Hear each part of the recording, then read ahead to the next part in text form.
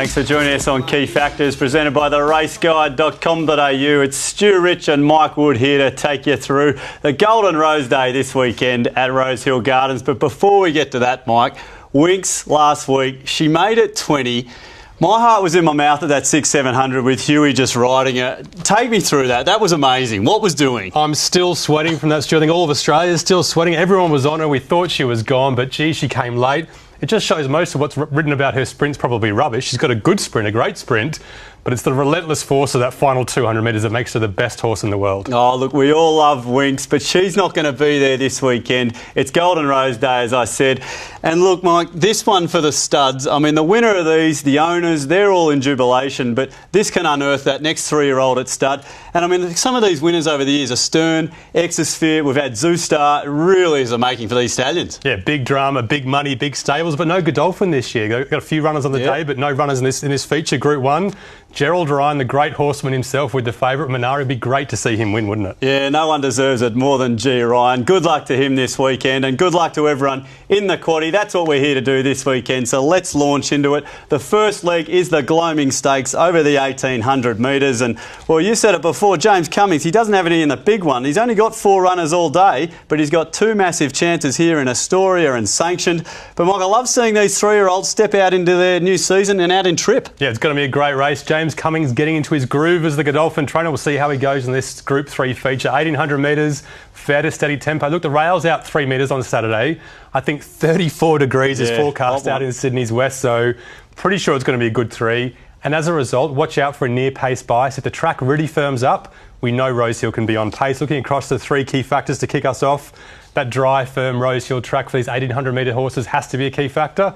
Distance, going up in distance, many of these horses haven't seen the distance before, and which of these horses had the most scope as well? All right, well, let's have a look at the market for the Gloaming Stakes as we kick off the Quaddie this weekend. And as I mentioned, James Cummings, he's got 2 runners, and the punters have really stepped in for both of them. Astoria, the $2.60 in 10 cents there, after coming from last at Newcastle.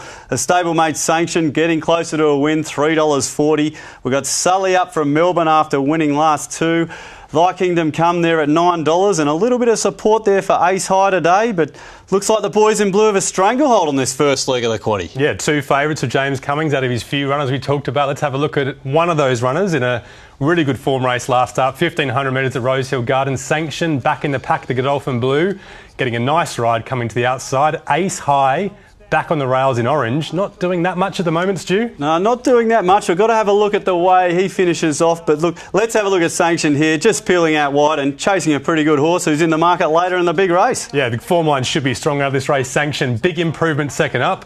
Look, we've got to talk about Ace High though. Don't discount this horse. Steady tempo, 1,500 metres, not his go.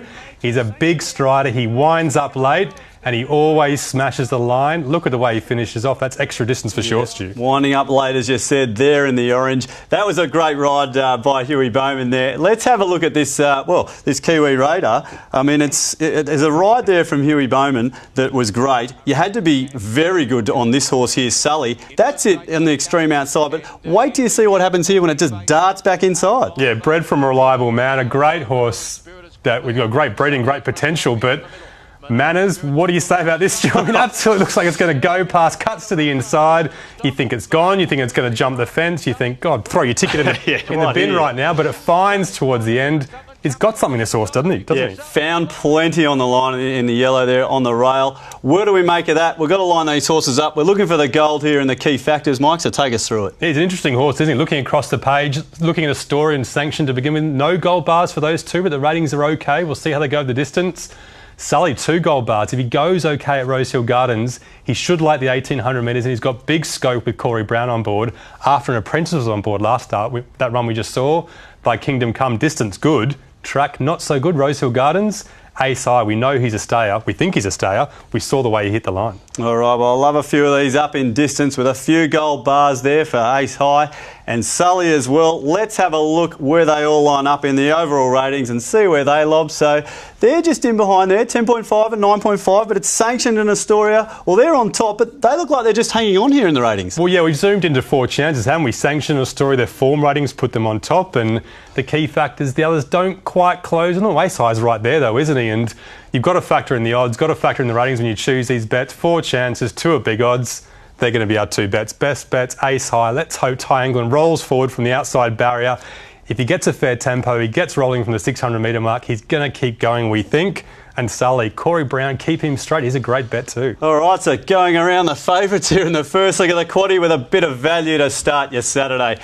Let's jump into the second leg. It is the Golden Rose, the Group 1 race. And, well, look, the last three winners of this race, they've all won the Run to the Rose. And that's where we all saw the Ferrari Minari at his best, just powering away from a few of his rivals there. But the only chink in him, as you said to me the other day, Mike, he doesn't like to get his toes wet. We're not going to get that rain this weekend, but it's all about the barriers. Minari drawing 11, Pariah in 12. Is this going to be a battle of tactics for Shin and Par? It has to be a battle of tactics, and not just for them. The 10 jockeys on their inside will be thinking one thing: keep these horses 11 wide if they can. Looking at the Group 1, 1400 metres, plenty of tempo, a couple of Perry runners that'll go forward at a strong clip.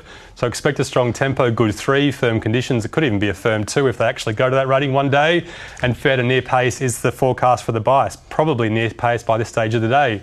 Distance, 1400 metres, up in distance for many of these horses. Position in run, we talked about those wide barriers already. And 3-year-olds once again, so you've got to factor in improvement. Well, ever since his big win in the Run to the Rose, Minari has shortened in this market. Until the other day when the barrier draw came out, he just eased out a little bit, out to $2, but he's the one the punters want. Pariah right there at $6. He'll have to be good to turn the tables there. Merchant Navy, the interesting unbeaten runner up from Melbourne. But that's about it, Mike. They're the ones under $10 and the punters just latching onto the Ferrari here. Yeah, $2 favourite, great horse, great win last start. Let's admire the Ferrari Minari. Parast much better on this day, out in the lead, going really hard, fighting on well for third. It was all about Minari from a wide barrier. He got in this stage to a decent position in run. Pariah looms to his outside, looks to put in a challenge. Maybe Minari doesn't get the 1200 metres. Nope, no problems at all, Stu. Strong, strong, strong. Look at him just explode here. Pariah just doing everything he can too, but massive win. Yeah, huge win. The sectionals were fine. Shogun's Sun okay from the back late, but that's what he does. Minari way too good. All right, we've got a Melbourne Raider in this race. It's Merchant Navy. He's 4 from 4, doing everything right, just coming to the outside here in the yellow and blue. Yeah, probably surprised the stable here in the black and coming to the outside and storming home really well. You know, he's 4 from 4. He quickens into his races. Sometimes he does peak, but that's because he's in front. He's still learning his trade. As we said, surprise the stable. The thing is, the form line's maybe not quite good enough. Booker on his inside, went in race, taking aim next start, which is not a good enough Sydney form line. Most Sydney punters will know. OK, well, that's what we've got to weigh up. A bit of this form. The gold bars, the key factors, that's what's going to try and help us too. What are we looking for here? Yeah, straight away, Minari. Look, the 1400 metres may be OK. Maybe not any improvement, though, for him. Position runs a risk like it is for Pariah. The thing with Minari is he should be unbeaten on a dry track. He could be a freak on a dry track, so massive scope for him still. Merchant Navy, a couple of gold bars, but form's a risk for him. Gold Standard, a bit wide and maybe back in distance, not ideal. Really strong ratings for Simulate and Dracaris, both from the Snowden stable. All right, so we've got 3 with 2 gold bars there, and that's not including those 2 favourites. So let's have a look at these overall ratings for the big race of the day. And, well, Minari, I mean, is that enough? I don't know. For $2, it's just he just brained them last start. So how are we going to rate that? How do we make this with the barriers? Is that what we're doing here? It's a perfect case of brain versus heart, isn't it? Your heart wants to back him. You love him. We backed him last start. We want to roll the cash into him again. But you've got to look at the cold, hard facts. You've got to look at the ratings and you've got to look at the prices. And that wide barrier with so much on the line, the jockeys will be keeping him out wide. He needs so much luck. So we're going to go wide. 2 Snowden runners. Dracaris and Assimilate. Both so well placed, 1400 metres, right in the right stage of the preparation. The trials didn't look that good, but Snowden runners can do that and still come out and run well. All right, so we've found 2 here in the Group 1 Golden Rose this weekend. That's just a massive start to the Quaddie if these first 2 selections get up. There's a look at the first 2 legs of the Quaddie, but stick around. We'll be back to wrap it up for Rosehill Gardens after the break.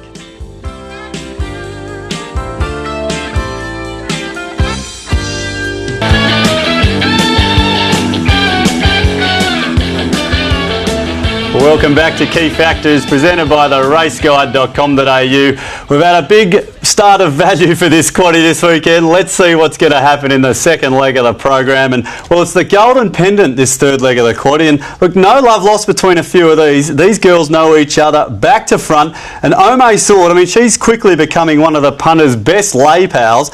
But we're still finding out to see if this is the horse we once thought she was. And Mike, one of your favourites in there, Dixie Blossoms at the top of the weights, and my old mate Daisy Doom. You wouldn't want two others in your stable, would you? They just try all day. No, you wouldn't. These mares, should have swapped numbers. They go for coffee together. There's so much similar form lines. We know them so well. Group 2, 1400 metres, fair tempo. Daisy Doom going forward from out wide. Good 3 conditions, maybe firm 2. We talked about before. Fair to near pace bias is the forecast across the 3 key factors. Distance, the 1400 metres is a key factor. There's a few 1400 metre races on this program. Stage of preparation, which of these mares are ready to peak, and reliability. Some of these mares are more reliable than others. Well, she's drifted from being favourite both starts this preparation, Ome Sword, but the punters say we want a bit more of the Sword, and she's into $4.20 this weekend. What are we going to get from her? Bonnie O'Reilly in from $6, a little bit of money there as well.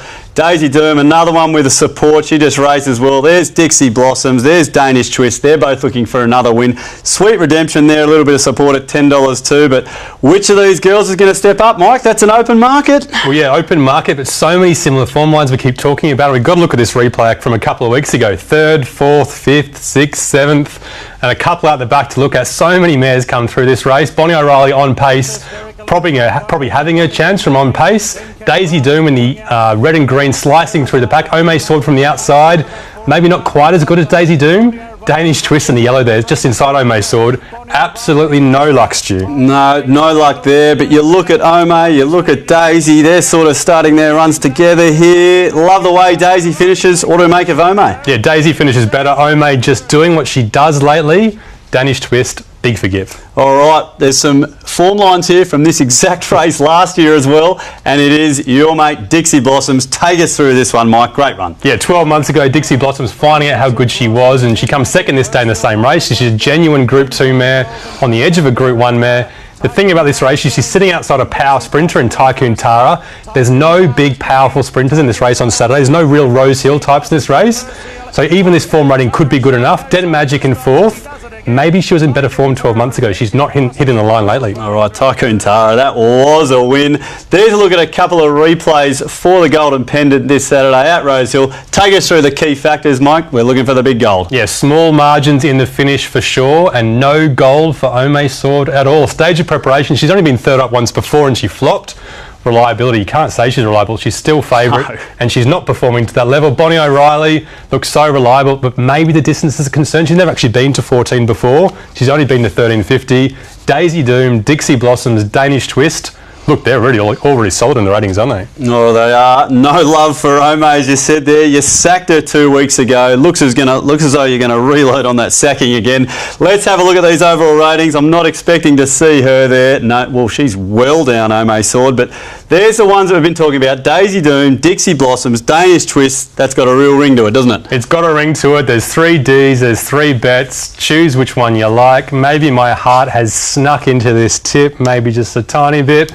Dixie Blossoms is the best bet for us. Choosing out of those 3, you can bet any of the ones that you like. Daisy Doom, so reliable, but the price is maybe a bit short. Yep. Dixie Blossoms, really strong on pace outside Deploy, who's flying. Go for her, or Danish Twist, and put them all 3 in a quinella. All right, so liking the confidence here. The Daisy, the Dixie, the Danish. Happy with that. That's a look at the third leg of the quaddie. Let's wrap it up with the tab.com.au handicap. It is the last leg of the quaddie. We've had some big finishes the last 2 weeks, even with Winks there last week, but it was ISO Rich who, well, wasn't much of a surprise to us, but he just boxed on, didn't he? A few punters, though, they were venting at the big quaddie protest 2 weeks ago when it was upheld. $16 winner Y-Anchor in this race. It helped us that day. Is he up to it again? Yeah, some controversy. We'll look at in one of the replays. Controversy that suited us, but not all. Benchmark race, 1400 metres, fair to steady tempo to finish us off. Maybe not as hard as the quaddie legs of late. The last leg, only a small field, good 3, and fair to near pace bias is the forecast across the 3 key factors for this last leg. Position in run and sprint. 2 key factors that are important when the tempo slackens off. You need to be in the right spot and have the ability to quicken and distance again the 1400 metres. All right, well, let's hope all the punters are still alive in their last leg of the Quaddie this weekend as we have a look at the market to wrap it all up. And Zumbalina, well, finished best fresh and already smashed in from $3.50 to $2.40. Suchet there up from Melbourne and unbeaten at Rose Hill, I see. Wyanka, $7, not the big odds of last time, about half that price. And then Hogmanay, Screamer, Surplush. Look, punters are looking at plenty of ways to get out here in the Quaddie, but Zumbalina holding a lot of cash. Yeah, plenty of ways to get out, plenty of form lines to look at, even though it's a small field, different form lines, so a couple of skinny replays, just a couple of runners. Be Like Dad here a couple of weeks ago on pace. Wyanka ridden back in the field. Maybe that's why he drifted in the market so much, because they rode him so far back. And there was an on-pace bias, but the leaders overdid it. He ran home well, and there's the controversy just there, Stu. Yeah, all the drama just unfolding here. Into Lockett getting up on the inside. Wyanka just keeps coming outside. Doesn't get there at the line, but gets a result. Yeah, he's a sprint horse that lost his momentum at a key point, which is why we think the protest was right, but we can see the other case as well. Yeah, we can. A lot of people couldn't.